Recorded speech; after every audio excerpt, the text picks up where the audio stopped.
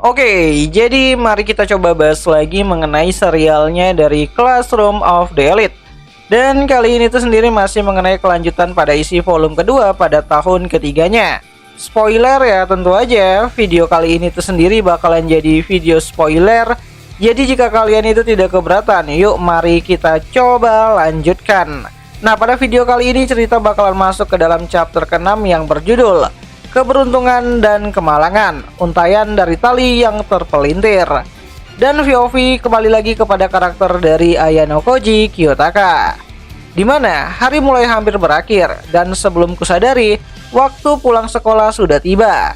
Sudah 5 hari sejak pengumuman ujian, namun tak ada kejadian penting yang terjadi. Dari yang kulihat, setiap kelas mencatat tidak ada keterlambatan ataupun ketidakhadiran. Para murid lebih tenang dari biasanya, menjalani hari sekolah dengan keseruan yang terasa hampir tidak wajar. Bahkan akhir pekan, yang biasanya saat emosi mudah meledak dan disiplin mulai longgar, berlalu tanpa ada satupun masalah. Semuanya sepertinya menahan ketegangannya dengan erat. Dan dilihat dari cara semua orang tekun dalam belajar dan juga berlatih, menghindari keterlambatan dan juga bolos, serta menjaga ketertiban dan juga sopan santun, jelas bahwa keempat kelas paham perilaku harian mereka bisa menjadi kunci kemenangan. Bahkan kelas Ryuen yang tampaknya belum paham di hari pertama, cepat menyesuaikan diri. Kondo dan teman-temannya bergerak lebih hati-hati pada saat ini, menyelidiki sambil memperhitungkan perilaku sehari-hari sejak awal. Aku tidak tahu siapa yang menyarankannya, tapi di kelas itu kata pemimpin seperti hukum mutlak. Jika diterapkan, setidaknya Ryuen sendiri paham akan kebutuhan itu. Pius. Tepat ketika aku hendak bangkit dari kursi, punggung dan leherku terasa disengat benda kecil yang sangat tajam. Hei, itu sakit. Apa ini? Tanya Ayano Koji. Ya, saat aku mencoba menengok mencari sumber sengatan yang asing tersebut, kulihat pelakunya adalah Morishita. Ya, Morishita berdiri sambil memegang sesuatu yang tampak seperti pistol yang terbuat dari sumpit sekali pakai. Jadi kau masih bisa hidup juga ya? Lumayan, ucap Morishita. Lumayan, bukan masalahnya. Itu apa sih? Tanya Ayano Koji. Pistol, jelas saja, balas Morishita. Pius. Sebelum sempat bereaksi, seutas karet gelang melesat dan mengenai telapak tanganku. Senjata rakitan itu kupikir cukup kasar, tapi mengejutkan, itu berfungsi. Beberapa karet gelang melingkar dan dikaitkan pada rangkai sumpit dengan mekanisme kecil yang dibuat seperti pelatuk. Jika menarik itu, dan karetnya akan melesat, sederhana dan juga efektif. Bahkan itu mampu membuat tanganku kesemutan. Itu cukup sakit. Itu sakit tahu, ucap Ayano Koji sambil menggosok bagian tangannya yang kena. Itu karena aku menembak dengan niat menyakitimu, balas Morishita. Ya, Morishita menjawab tanpa sedikit pun adanya penyesalan. Dan kenapa? Aku yang harus disakiti? Tanya Ayano Koji. Meski begitu, aku harus mengakuinya, pembuatannya cukup rapi. Bukan sekedar disusun asal-asalan, sudah menyerupai pistol. Benda itu memang didesain khusus untuk menembakkan karet gelang. Kapan kamu merakit itu? Tanya Ayano Koji kembali. Itu senjata rahasia yang kususun dengan tekun saat jam istirahat. Senjata mematikan yang bahkan bisa lolos dari pintu detektor logam, jelas Morishita. Ya, setidaknya dia tidak membuatnya saat jam pelajaran sedang berlangsung, anggap Ayano Koji. Ayo kita pergi ke ujung neraka bersama, ucap Morishita sambil menodongkan senjatanya kepada Ayano Koji. Aku sama sekali tidak mau melakukan hal tersebut, balas Ayano Koji. Ya, sementara kami masih bercakap-cakap tanpa arah, Satonaka datang mendekat dengan wajah yang agak ragu-ragu. Punya waktu sebentar? Tanya Satonaka kepada Ayano Koji. Ya, ada apa? Jawab Ayano Koji. Ya, aku cukup terkejut dia mengajakku berbicara, mengingat kami jarang sekali berinteraksi. Di mana bagian kecil dalam diriku bahkan sempat berpikir akan lucu kalau saja Morishita menembakkan karet gelang tersebut ke arah Satonaka. Tapi ketika kulirik dirinya, pistol karetnya sudah ia taruh di dalam meja, dan dia malah menatap keluar jendela dengan ekspresi bosan. Rupanya hanya aku yang ia pilih untuk diajak ikut dalam perjalanan menuju nerakanya, anggap Ayano Koji. Minggu ini, kata Satonaka memulai pembicaraan. Aku ingin tahu apakah kau mau ikut pergi dengan kelompok kami, tanya Satonaka kembali. Ya, sambil berbicara, ia menoleh ke belakang. Di sana ada 3 orang, 2 laki-laki dan seorang perempuan yang melambaikan tangan ke arahku. Mereka adalah Yanagibashi, Tsukasaki, dan juga Hoashi. Dengan mereka, aku nyaris belum pernah bertukar kata lebih dari beberapa kata sebelumnya. Sebenarnya tidak ada paksaan sih, tambah Satonaka. Tapi bagaimana menurutmu? Tanya Satonaka kembali. Aku tidak ada rencana. Kalau kalian tidak keberatan, aku ikut saja, jawab Ayano Koji. Ya, mendengar hal tersebut, bibir Satonaka melengkung membentuk senyum hangat dan juga rasa puas. Mungkin alasan kenapa aku merasa anehnya senang hanya karena melihat senyum itu adalah karena wajahnya yang begitu tampan dan juga proporsional. Sampai-sampai sesama laki-laki pun bisa mengakui pesonanya. Kalau Morishita-san mau, kamu juga bisa ikut, tawar Satonaka. Aku tidak tertarik, jawab Morishita dengan singkat.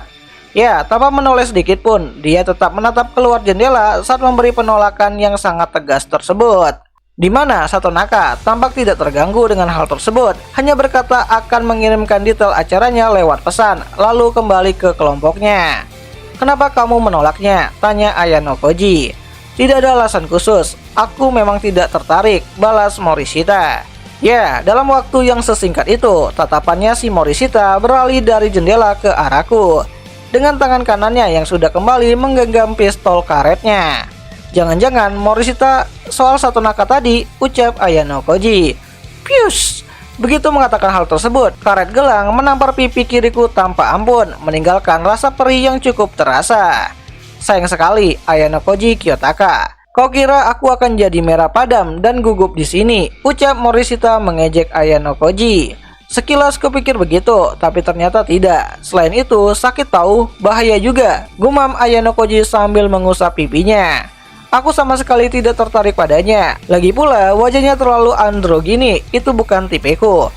Bahkan wajah seburuk milikmu, Ayano Koji Kiyotaka, lebih baik daripada dia. Setidaknya aku bisa merasa kasihan padamu. Senang kan kamu setelah tahu kalau aku menyukaimu, ucap Morishita kepada Ayano Koji. Kurasa rasa sedihku jauh lebih besar daripada senang, balas Ayano Koji. Maaf, tapi aku harus pergi dulu, sambung Ayano Koji kembali. Apa? Mau kabur? Ejek Morishita yang sambil melepaskan tembakan karet gelangnya secara bertubi-tubi. Di mana aku menunduk, berlari ke lorong, dan berhasil lolos dari serangannya yang barbar tersebut. Dan begitu berhasil kabur, aku mengeluarkan ponsel dan kembali membaca pesan dari Ichinose. Sepertinya Hoshinomiya Sensei ingin bertemu denganmu, Ayano Koji-kun. Ya, setelah menerima pesan tersebut, aku menuju gedung khusus yang sudah ia sebutkan. Di mana matahari baru saja tenggelam dari balik cakrawala. Pada jam segini, gedung khusus hampir selalu sepi. 2 tahun yang lalu, tempat inilah yang menjadi panggung sebuah insiden. Sudo yang terjebak dalam perangkapnya si Ryuen disergap di titik buta kamera pengawas. Dan sejak saat itu, semakin banyak kamera dipasangkan di sayap-sayap gedung ini.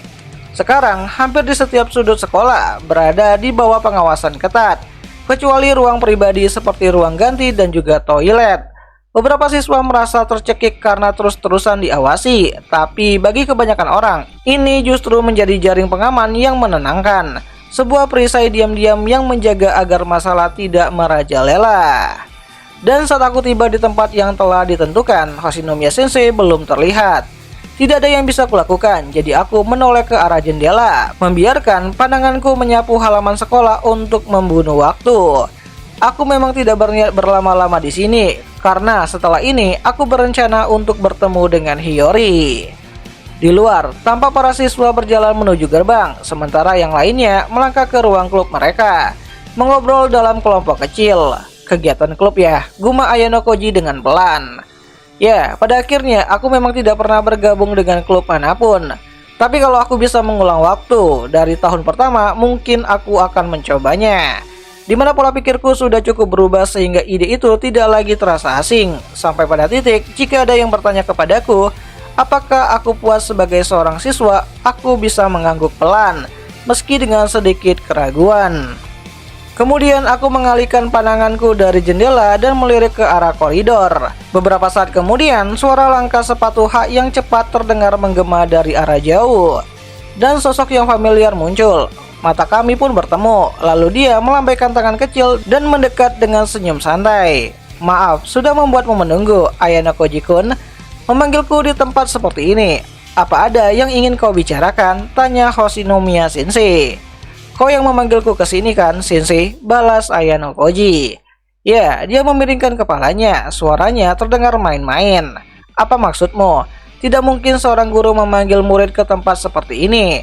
Aku justru dengar dari Ichino-san bahwa kau yang ingin menemuiku, Ayano Koji-kun. Jadi aku datang, balas Hoshinomiya.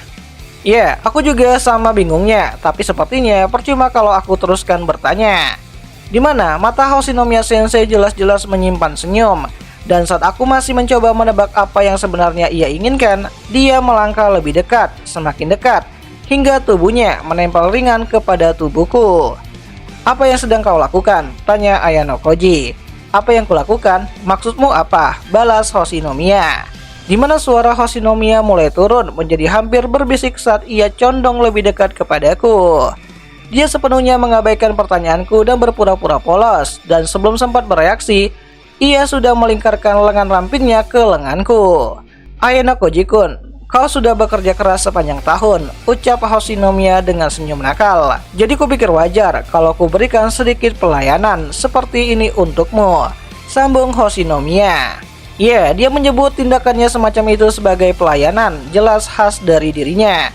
Tetapi sebagai seorang guru, itu sama sekali di luar batas. Meski begitu, aku tidak berniat menegurnya di sini atau melepaskan lengannya secara paksa. Yang paling penting bagiku adalah jangan membuat gerakan pertama. Kau tetap secerdik biasanya, Hoshinomiya Sensei, ucap Ayano Koji yang memilih kata-kata daripada tindakan untuk menghentikan lajunya dari Hoshinomiya. Maksudmu? Secerdik? Ucap Hoshinomiya bertanya. Aku curiga soal sifat ujian ini, lanjut Ayano Koji. Dan aksi kecilmu ini memperkuat dugaan itu. Minggu ini, sekolah akan mulai menilai kami berdasarkan sikap selama kehidupan sekolah sehari-hari. Keterlambatan, ketidakhadiran, perilaku secara keseluruhan. Biasanya, hal-hal ini hanya menyebabkan fluktuasi kecil tiap bulan.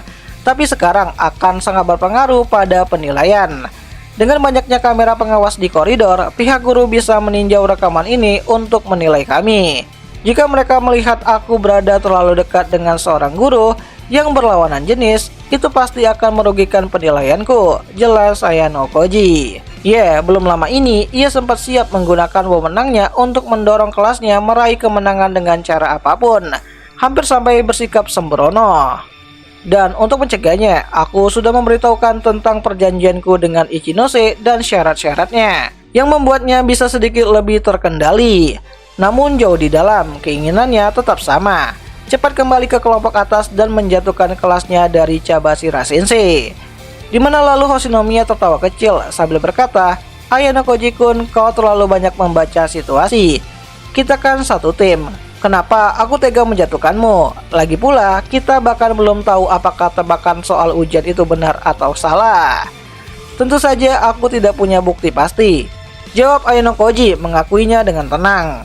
Itu cuma firasatku, tapi jangan khawatir, meskipun kau sengaja menurunkan penilaianku, itu tidak akan mempengaruhi aliansi kita, jelas Ayano Koji. Ya, aku mengucapkannya dengan kata-kata datar, hampir bernada birokratis. Dan saat aku bicara, senyumnya mengambang, seolah ia mengerti persis maksudku. Baguslah kalau begitu, jadi kau tidak keberatan kalau kelasku menang kali ini kan? Tanya Hoshinomiya. Cuman memberi sedikit kejayaan pada kelas yang cuma terpaut satu angka saja? Tanya Hoshinomiya Sensei. Kalau kita bisa mengatur seluruh hasilnya, itu mungkin. Tapi ini kompetisi 4 pihak. Jika kelas kita mendapatkan penilaian negatif, kita bisa terjerumus ke posisi terakhir. Tidak ada jaminan kelas Ichinose akan jadi yang pertama, jelas Ayano Koji. Ayolah, bukankah ini saatnya bakatmu untuk bersinar, Ayano Koji-kun? Kau tinggal membuat kelasku menjadi nomor 1 dan kelasmu menjadi nomor 2, mudah kan? Tanya Hoshinomiya Sensei. Sayangnya, jawab Ayano Koji dengan datar. Aku tak berniat mencampuri atau mengubah hasil, sambung Ayano Koji kembali. Mengapa tidak? Kau mau mengabaikan resiko kelas A atau kelas B menang begitu saja? Tanya Hoshinomiya. Kali ini itu pun boleh saja, jawab Ayano Koji. Di mana matanya mulai menyipit. Apa maksudmu? Kau bilang 50 poin kelas tidak pantas untuk diambil? Ucap Hoshinomiya dengan nada tinggi. Itu bukan masalahnya, sangga Ayano Koji. Aku cuma menilai situasi ini tidak pantas untuk mengeluarkan nilai sejati dari aliansi kita. Mungkin sebaiknya kau mulai dengan mempercayai kelasmu sendiri dulu, jelas Ayano Koji. Selama 2 tahun ini, kelas Ichinose sudah menjadi contoh disiplin yang baik, setara atau bahkan lebih baik daripada kelasnya Sakayanagi. Namun Hoshinomiya Sensei tampaknya tidak bisa menerima kenyataan bahwa ia berada di kelas D. Ia selalu merencanakan sesuatu, selalu mencari cara untuk memaksa perubahan keseimbangan, apapun biayanya. Aku bisa memaklumi jika itu muncul karena frustasi, tapi dalam kasus ini, pendekatan semacam itu justru bisa menghancurkan kekuatan terbesar kelasnya.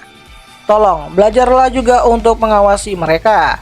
Itu hal yang bahkan Cabashira Sensei bisa lakukan, ucap Ayano Koji kepada Hoshinomiya. Ya, begitu kusebut nama rival lamanya, sikapnya langsung berubah. Ia berhenti melangkah, melepaskan lengannya dari lenganku. Aku bisa mempercayaimu kan? Tanya Hoshinomiya Sensei dengan pelan. Dimana makna di balik kata-kata itu sangat sederhana. Itu adalah ancaman. Jika aku mengkhianatinya, ia bisa saja mengamuk kapanpun. Lihatlah, aliansi kita dalam jangka panjang, bukan hanya jangka pendek. Itu saja yang bisa kukatakan untuk saat ini, balas Ayano Koji. Aku mengerti. Ya, setidaknya kau sudah membantu kami di ujian khusus sebelumnya. Jadi untuk sekarang, aku akan mengamati dulu, balas Hoshinomiya Sensei. Dimana sifat berhati-hati itu masih melekat kuat pada dirinya. Itu bagus, karena Hoshinomiya Sensei tetap waspada dan tidak menurunkan kewaspadaannya. Namun begitu, tidak ada kebutuhan untuk memaksakan diri demi meraih kemenangan. Jika ujian kali ini benar-benar menilai hal-hal seperti perilaku dan juga sikap sehari-hari, terlalu ikut campur justru akan merepotkan sekaligus beresiko. Dan untuk kelas, seperti kelasku atau kelasnya Ichinose, di mana perilaku mengganggu sudah jarang terjadi, membuat strategi yang tidak perlu hanya akan memburuk keadaan. Dan strategi paling aman sekaligus paling efektif adalah membiarkan semua orang menjalani hari-hari mereka seperti biasanya. Anggap Ayano Koji. So, jadi seperti itulah isi pembuka ya pada chapter ke-6 dari volume kedua dari light novelnya Classroom of the Elite untuk tahun ketiganya. Dimana jika kalian suka dengan konten seperti ini, kalian bisa bantu aku dengan cara tulis di kolom komentar, "Bang, lanjut bang," nanti akan aku coba lanjutin ceritanya. Dan akhir kata itu ajalah dulu mengenai video singkat kali ini, dan jika ada yang salah aku minta maaf dan sampai jumpa di pembahasan anime yang lainnya. Jane.